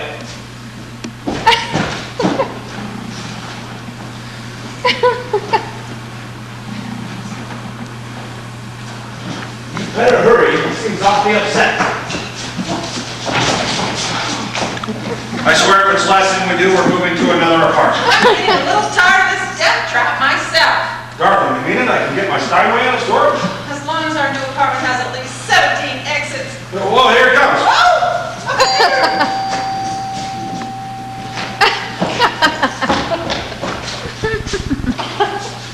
Empty.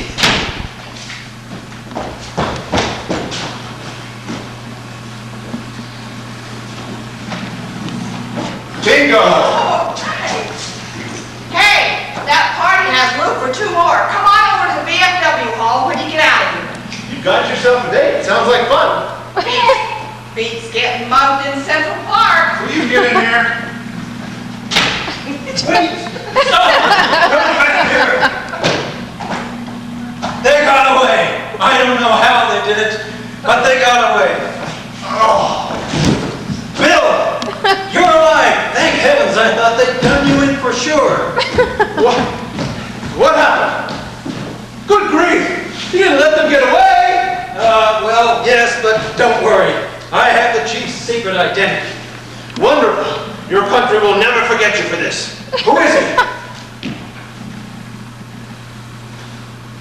Inspected by number 21.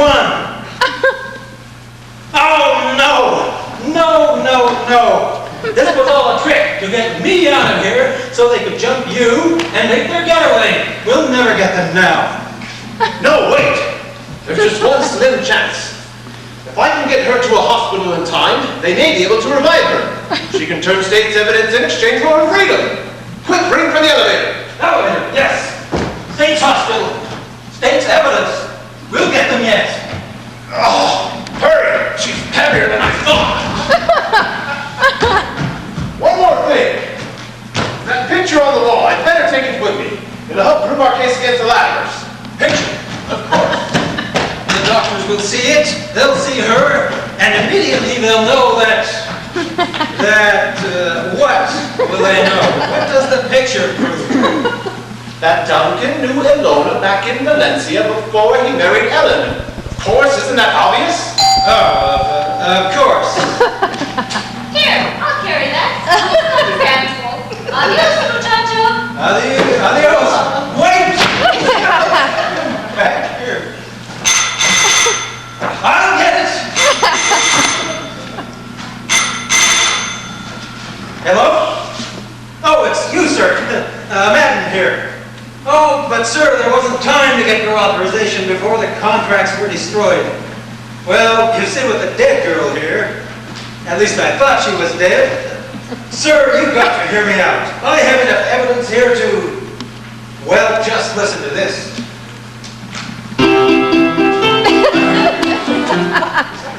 What? Yes, I guess that was a little flat. But you see, sir, I thought there was a... No, I have not been drinking. And lucky I wasn't, because the drink was so full of poison. At least they said it was full of poison. Well, sir, let me explain. There was this red nightshirt out the window. When the pigeons took off from the armory, naturally I assumed the Fujimoto was going to be sunk. So, and then later when the time bomb arrived, Sir!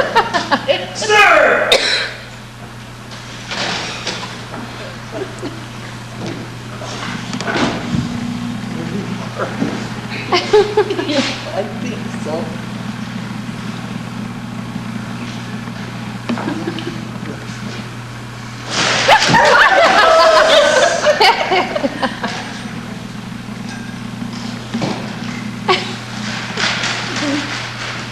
I wonder if Harvey Spoonbill could use a roommate.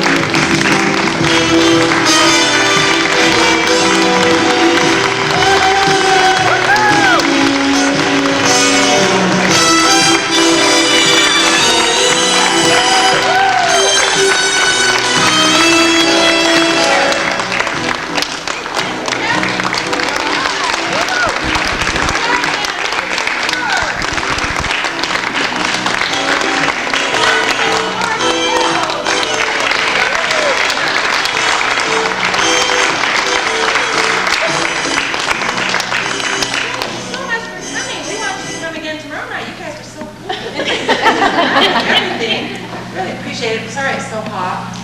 But anyway, really appreciate it. Tell your friends and neighbors and relatives to come tomorrow. So that's kind of good. Okay. Thank you.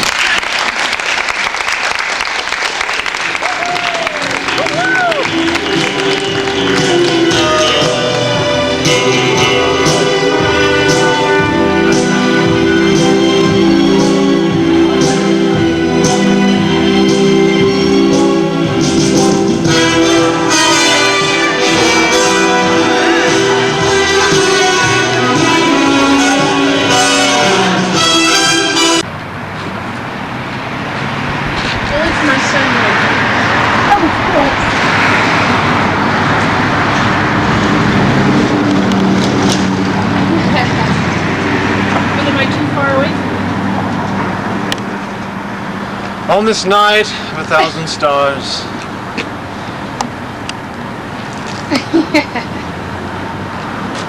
The show is over. Almost. Isn't it tomorrow last? One more night. Kenny, it was so cute. 5 down, 6 to go. I mean, 5 down, 1 to go.